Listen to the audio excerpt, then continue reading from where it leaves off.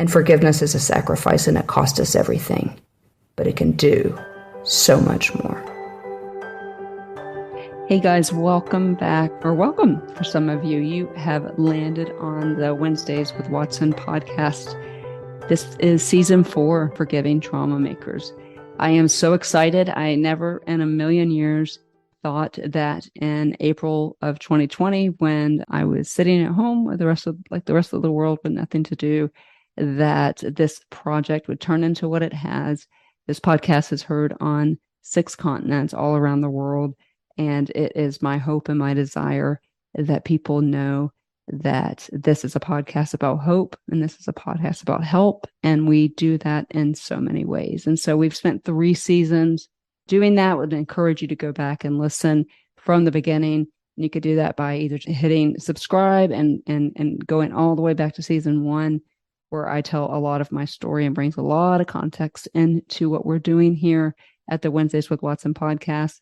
Those of you who are faithful Wednesdays with Watson podcast listeners, welcome back.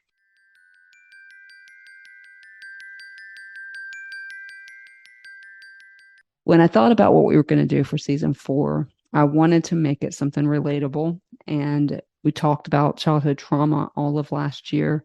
And so some things began to happen in my life. And if you've heard any of my story, I've had to enter into this process. This commandment and our core verse for this season is Ephesians 4:32. Be kind one to another, tenderhearted, compassionate, loving one another, forgiving one another, even as Christ has forgiven you. I ask my guests, what do you think forgiveness means? And every guest has a different answer. And so I think that I would be remiss if I didn't also answer that same question. What do I think forgiveness means? And it's hard for me to actually answer that because I have 9 different answers in my head of what people meant. But I do think that forgiveness is, like I've been forgiven by Jesus, is undeserved and remarkably usually not received well and usually not returned. But forgiveness is an opportunity, an invitation to be free. Forgiveness, an opportunity to live in one with Jesus, because he said, if you don't forgive, I won't forgive you. And so it's an opportunity for us to show the world the fruit of having been forgiven is forgiving other people. Now, I want to tell you what I think forgiveness is not. I don't think, particularly because a lot of my listeners are trauma survivors, I don't think forgiveness is putting yourself back in the situation to be harmed again. And we will say many times over the course of this season that forgiveness and reconciliation are 2 completely different things. But guys, Ephesians 4:32 is not a recommendation. It is a commandment for us to forgive. And so it's my desire here in season 4, as something happened in my own life. So all the people that I needed to forgive are not on this planet anymore. And in some ways, that's a lot easier to do.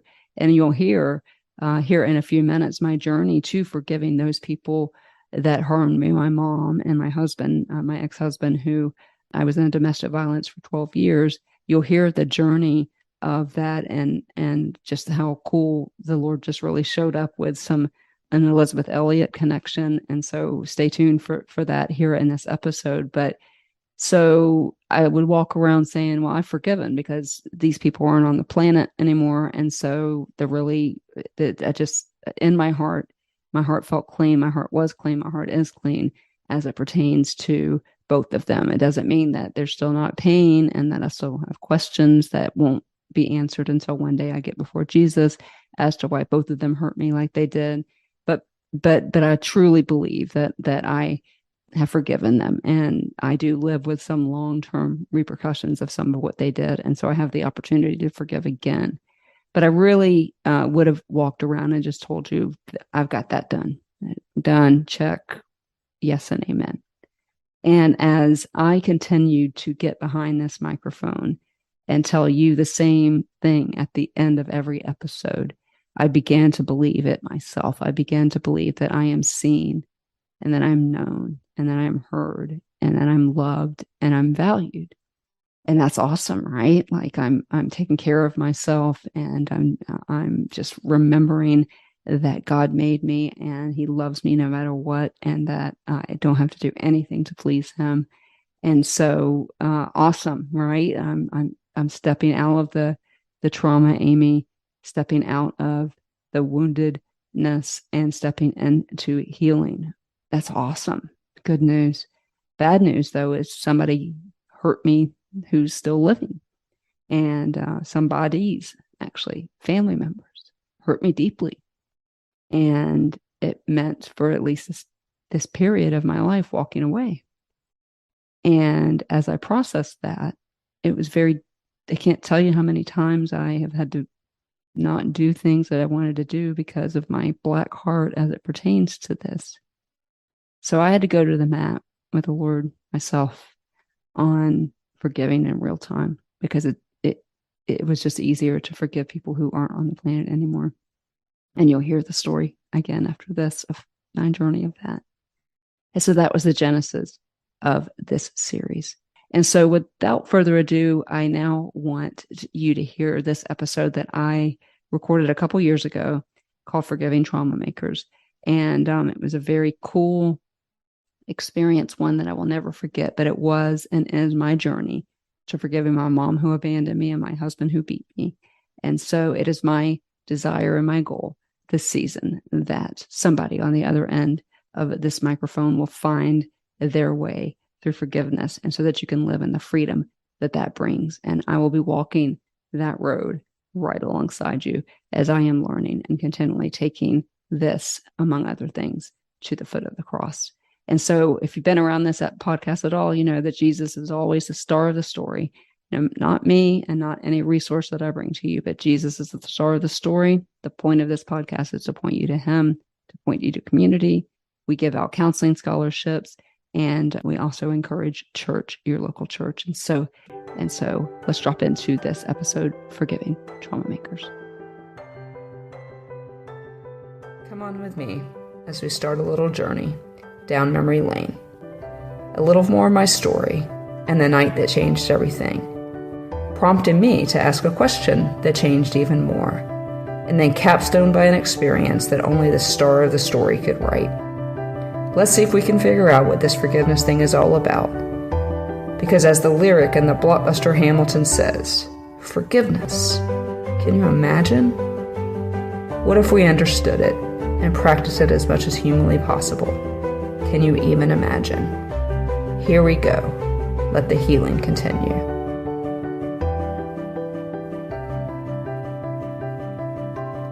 "18 was the magic number. Once I was 18 years old, the state couldn't keep her from contacting me, and they couldn't stop me from contacting her. I worked hard to forget what it felt like to see that note on the door that got the state involved in the first place. It was a warm April day, and after an investigation and an arrest of my mom's live-in boyfriend, the state, after having removed me, had finally deemed her competent to take care of me. And so the social workers encouraged me to put some of the donated clothes that I had gotten in some plastic bags and jumped in the car for her to take me to the place that my mom lived. I don't think I ever called it home. As soon as the social worker put the car in park, I saw the pink note on the door, and I knew it wasn't good. I didn't even get out of the car, but the nice lady did a poor job of hiding the familiar handwriting on the sticky note. Gone to get married. Mom.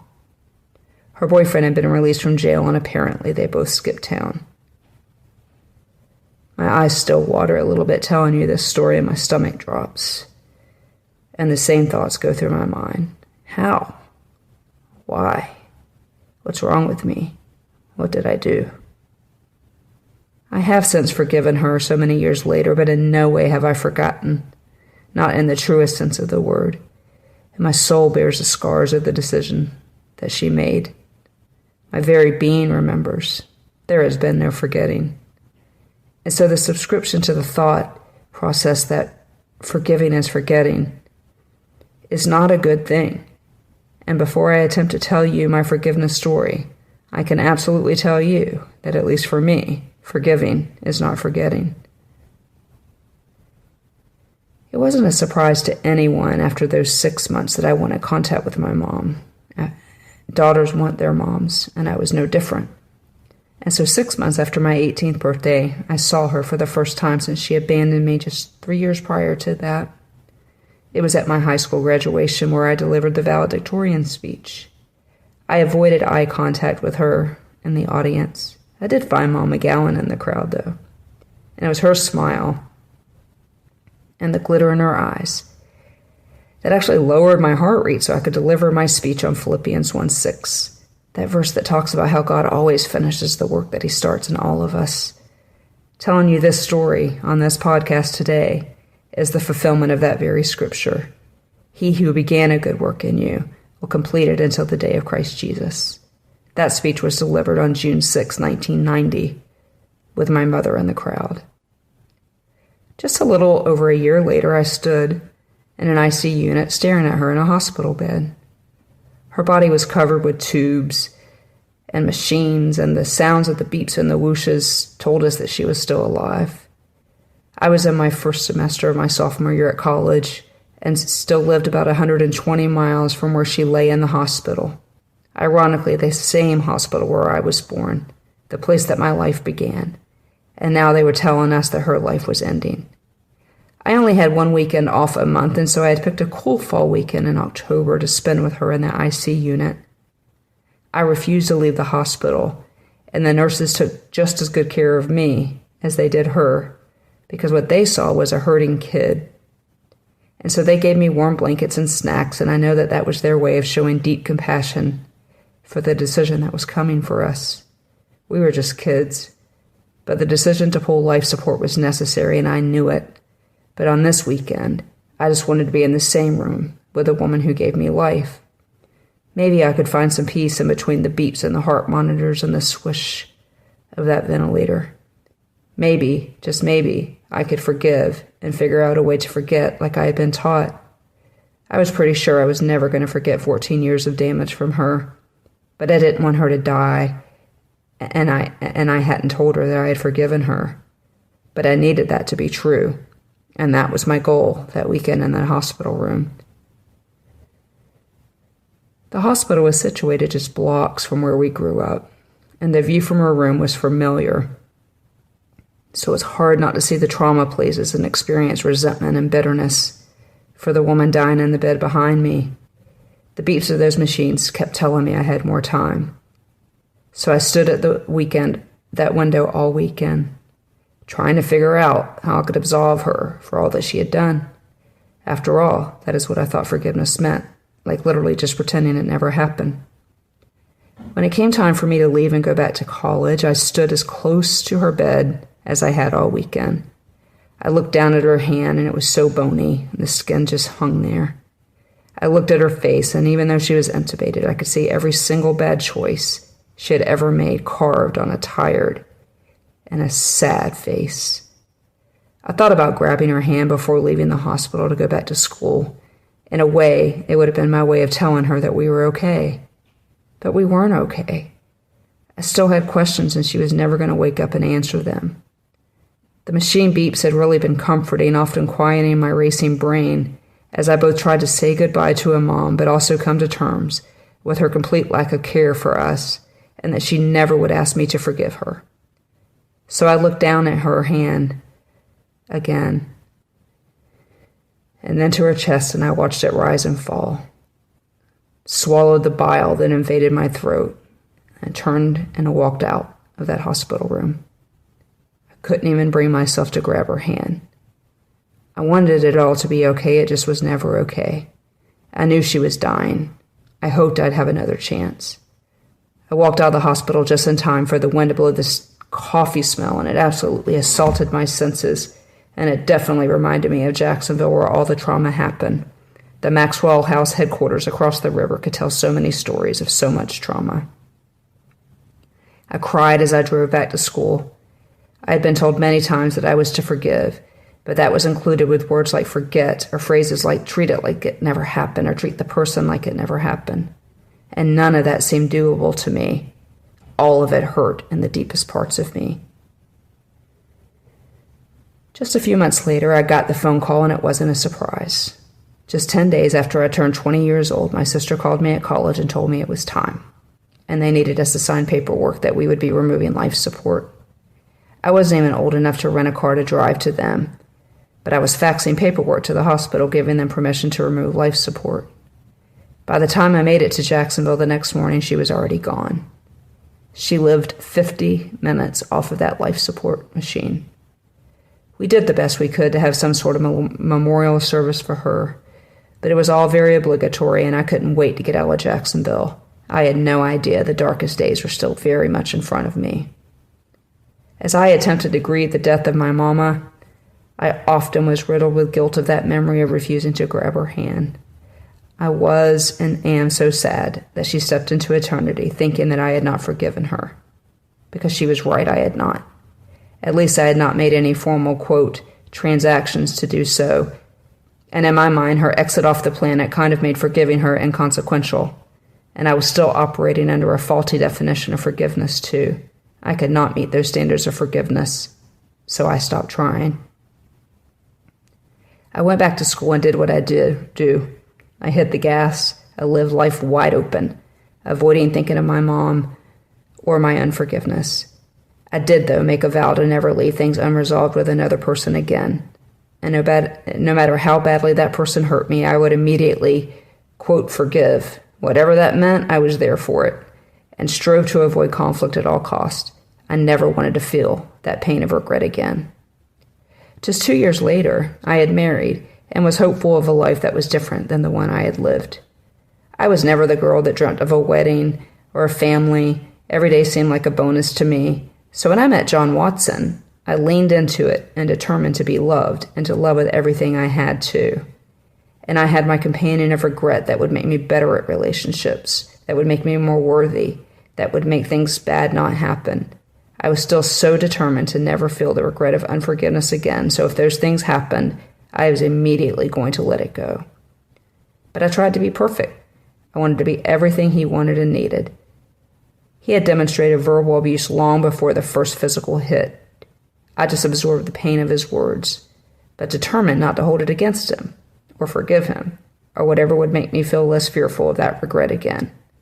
I loved him, and I did not want to keep records of his wrongdoings. I wanted my love for him to be the 1 Corinthians 13 kind of love. I even had that passage read at our wedding. And so I worked hard to overlook all the things in my, quote, forgiveness of his abusive behavior. I kept myself in that line of fire. And in a domestic violence situation, this can be deadly. This is how I understood forgiveness. We forgive, and we move on with life. And so that is what I tried to do. And now I realize that those definitions is not forgiveness, and often dangerous. Then the first hit from him came. Nothing prepares you for that first hit. I really can't explain how confused I was. It didn't stop after the first hit on that first day. It only ended after he locked me out of the house after dragging me to the door. The bleeding in my ear had just finally stopped by the time he was knocking at the neighbor's door where I went. And he acted like nothing ever happened. And in my mind, the throbbing nose and the bruise on my head felt like nothing of the regret of withholding forgiveness. And so I just marched on. But that first hit has a strong fingerprint on my soul. That was the time I was convinced that I was just on this planet to be mistreated by others.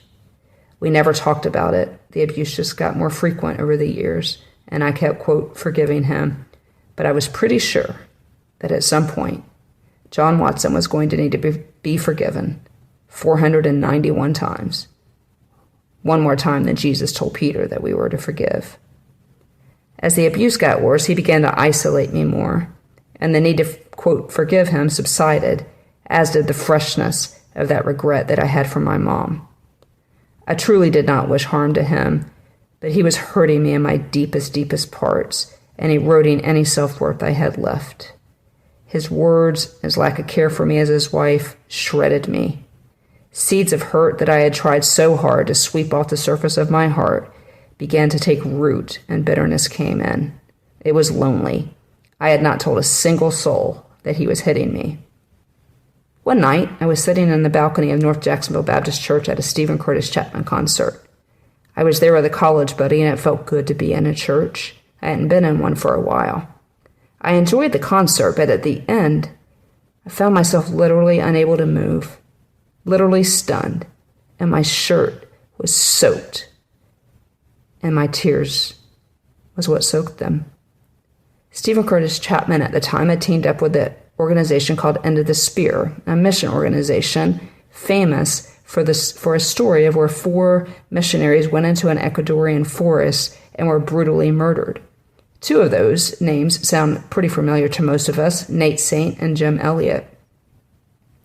They were brutally murdered by the tribesmen, with the actual death coming by way of the end of a spear into the center of their heart. I had heard this story before, and maybe had even read a book by Elizabeth Elliot, but I was not prepared for what Stephen Curtis Chapman had for us that night. As it turns out, Rachel Saint, Nate Saint's sister, went back to the village. Shortly thereafter, her nephew Steve Saint joined her, and together they were part of a team that finally introduced successfully the gospel to that tribe. I was stunned by the act of forgiveness and the compassion that the family of Nate Saint, demonstrated to that Ecuadorian tribe. I was pretty sure they hadn't forgotten, nor could they pretend that the murders never happened. But they clearly made some sort of transaction with God that equated love, and that love reached that tribe for Jesus. As I was processing that and ignoring the rolly tears, I begged God to help me forgive my mama and the monster that was waiting for me at home. But then Stephen Curtis Chapman was not done with us yet. He then said, and I would like to introduce you to Chief Menkay. He is the chief that killed Nate Saint. The man, short in stature, shuffled out to the stage with a taller man, his interpreter, I thought. When Steve Saint began to translate Chief Menkay's story of his father's murder, I violently heaved with emotion. I was simply overtaken by compassion of the man translating the murderer's story. As of that date, Steve Saint was still living among the tribe, still living in close community with Chief Menkay, who he calls grandfather, building aircrafts and flying in supplies for them. The tribe that took his father out of his life when he was just 8 years old was still very much a part of his life, and he loved them deeply. My friend sat quietly beside me, and the entire church was silent, as all of us, I imagine, tried to imagine this kind of forgiveness. It was heavy in the room, you could feel it. There's that lyric again from Quiet Uptown. Forgiveness. Can you imagine? I thought. Surely, if they can forgive people that murdered their families, I can forgive Mom and John. That was the night I started these transactions that I call forgiveness. But that's what they were, transactions. It also was an evaluation of the meaning of forgiveness, sending me to the scriptures. It was also an evaluation of what I needed to heal before I was even capable of making such transactions. It would have been easy to be motivated to forgive both of them by that feeling of regret I had after my mom died. But I truly wanted to forgive them. And after what I saw on that stage, I knew it was possible for me to forgive them both. I wasn't comparing the pain, but I knew that it was possible. I would be lying if I told you that somewhere deep inside that my core motivation when I chose to pursuing forgiving John, was that our marriage would be restored, that he would get help, and that the years of pain would at some point be a distant memory, one that both of us could use to help other people. But that isn't how the story went, and ultimately I did leave him, and he provided many, many, many more opportunities to forgive after I left. But I will never forget the last words he said to me in person. "I'm so sorry," he said, with tears in his eyes, as I was getting in the U-Haul with just a fraction of my earthly belongings. I remembered in that moment that Ecuadorian eternity tribe that was eternally affected by the decisions that I made at that moment, that day that I left. And so as I closed that U-Haul door on that day, I said, "I forgive you." And then I left. After a few years and a lot more trauma from him, I received a phone call that John had been found dead in a hotel room. He died alone, and that made me sad and confused in every gamut of emotion. But one thing I did not feel was regret. Nothing like the day I got the call that my mom stopped breathing. I meant it when I told him I forgave him, but the years following were years of choices to do so over and over and over again. And those choices were driven by one thing I learned that night so many years before, a lesson demonstrated to me by the family of Nate Saint on that stage at a Stephen Curtis Chapman concert. And that word was compassion. And so I asked a question, and that question changed everything for me. What happened to both of them? What hurt were they tending inside of them? Who or what broke them? Those genuine questions turned into real compassion for both of them. I will never know the answers to the questions, even though I hope one day to get them, at least from John or from family members, but the answers are not to come. I often tell people that I make transactions to forgive both of them because for me, it was never a one-time deal. The pain both of them dealt for me is real, and it left scars. And so I often have to tend to the compassion in my heart a little more than the hurt in my heart. It keeps the seeds of hurt on top again, easily swept away by the gift and the broom of compassion. A few years ago, I was sitting at a Maundy Thursday service at a church in Lecanto, Florida. Lecanto is not my hometown. It is nowhere near my hometown, and the fact that I moved there is kind of a miraculous story in itself. It is a small town situated in a large county with little commercialism, and most people have never heard of it. I tell you that because what happened next was the pinnacle of my decision to focus on compassion for their hurts, thereby healing mine. Because it was a Maundy Thursday service, it was a somber occasion, and the pastor had a huge wooden cross at the front of the church. Each of us lined up with a piece of paper and a nail, with the idea being to nail things to that cross, already covered by it, by what Jesus did for us, but things that we couldn't let go of, things we wanted to symbolically crucify, and more accurately remember who was crucified so that it could all be okay. And so I wrote on my piece of paper, Mom and John, got in line, nailed it to the wooden cross, and made my way back to my seat. I closed my eyes and listened as others hammered their own pain to that cross. It was an amazing experience. And then there was a tap on my shoulder. "Amy, I want you to meet someone," my friend said. I'd shared that end of the spear story with her for good reason. Her name was Ann Saint, and she was Steve Saint's daughter-in-law. We had somehow landed in a church where the Saints were members. She reintroduced me on that day to Steve Saint, but then I saw the man standing beside him, Chief Menkay, the man who shoved the end of that spear into the chest of Nate Saint. He was standing right there in front of me in a big church in a little town in Florida, right next to Steve Saint, who was translating for him. I was stunned.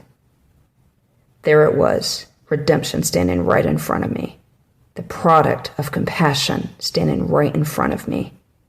I sobbed. They didn't ask why. It didn't matter. I was stunned at the opportunity to meet this man whose life had been transformed by Jesus. And when we closed in a worship song, he didn't understand a single word of it, but his blood-stained hands were raised to the great Redeemer of it all. And it reminded me of the song that Stephen Curtis Chapman closed that concert with that night. Chief Menkay sang the words that night in his native tongue. "My Redeemer is faithful and true. My Redeemer is faithful and true." So, what is forgiveness? Have I even answered that question for you? Probably not, as I have a disdain for definitions we normally hear about it. And we certainly are wrong when we tell people it is a one-time decision, that it means that you will forget, or that you should not remove yourself from a toxic situation. Most people aren't going to like how I'm able to forgive because it doesn't seem fair. Why should we have compassion on those that hurt us? Well, That Ecuadorian tribe is all following Jesus now, and had Rachel Saint not figured out a way to follow the compassion in her heart, who knows if they ever would have been reached. And that would have been tragic, just as tragic as a person who is living with those seeds of hurt burying themselves deeply into the hearts of people who can't let go. You see, love requires that you let it go. And here's a spoiler alert. You still love the person that hurt you, or it wouldn't hurt. Love is final. You don't unlove somebody. And it requires you to find a way to forgive and to live in that forgiveness and in that redemption. We see this in the Bible with Joseph. He forgave his brothers out of deep compassion for them, even though they no way deserved it. But the best example of all was the star of the story, Jesus. He felt such deep compassion for the very people, you and me, that nailed him to that tree, that his final words were, "Forgive them, for they know not what they do." Compassion. Is it the secret sauce to forgiveness? Ephesians 4:32 mentions compassion before forgiveness because maybe that's what needs to happen first. I don't know. But I do know that forgiving the trauma makers is healing to your own heart. It has been to mine. Without viewing both my mom and John through the lens of compassion, it would be so easy to live in the repercussions of what both of them did and live a substandard version of myself. But just as Jesus said in Jude 24 and 25, have mercy on them, have compassion on them, and you will make a difference. If you're listening to me today, maybe you are that difference. A very special person taught me one of my favorite verses that is in 1 Samuel. And the verse goes, "I will not offer a sacrifice that costs me nothing." And forgiveness is a sacrifice, and it costs us everything. But it can do so much more. Thank you for spending this time with me. I realize that I may have left you with more questions than answers, but the reality is, I am telling you how and why I can forgive. I'm telling you how and why I could not hold it against my mom and John, and all the things that forgiveness can bring. I realize it doesn't seem fair, but I am grateful for the gift of compassion and love that allows me to be even speaking to you today. I reject typical definitions of forgiveness, especially in domestic violence situations, and strongly advise against subscribing to just standing in line for more pain. That isn't forgiveness, that is faulty logic. The next podcast will have a trauma survivor that is living in the arena of forgiveness, and she will tell you how she got to her place of forgiveness. It is truly different for all of us, but it is a place that we all need to find so that the pain doesn't keep on giving to you. It is true that in order to be forgiven by God, you have to forgive. But I submit to you that forgiveness is a fruit of being forgiveness. And so if you haven't made the choice to trust in Jesus, please reach out to someone who can help you do that. You are so loved, and compassion spurs my heart to tell you that if this season of Wednesdays with Watson has done nothing else, it is my hope that if you don't know the star of the story, that you will want to know soon, because he is forgiveness, and he is the reason we can have compassion. He is the reason you can live in victory. That victory is so sweet, and honestly, it is the only way that we can live in victory of forgiving those who just hurt us time after time after time. In my opinion, that is the only way that I got the compassion put in my heart. I just heard this morning, sometime over the last year, we lost that chief, and he is now spending an eternity in heaven. And the only reason why he is doing that is because somebody found compassion to forgive. Somebody found compassion and understanding, as Jesus said in Jude 24 and 25, that compassion makes a difference.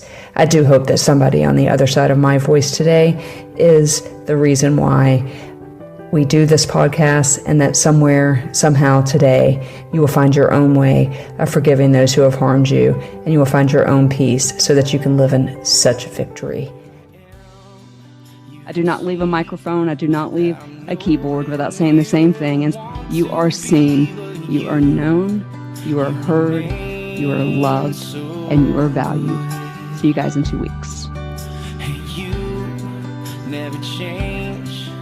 You love me still in the perfect way. You stay always so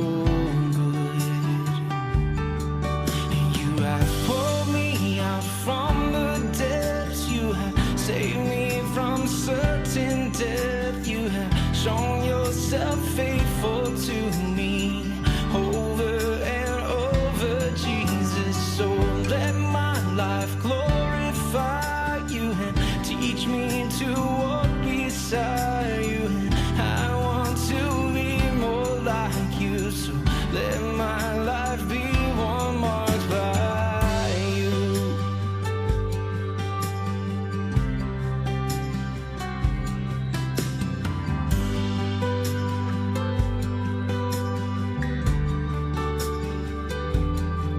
Here I am on my knees, right here with you is where I want to be, 'cause you remain so good. Yes, you never change. You love me still in the perfect way.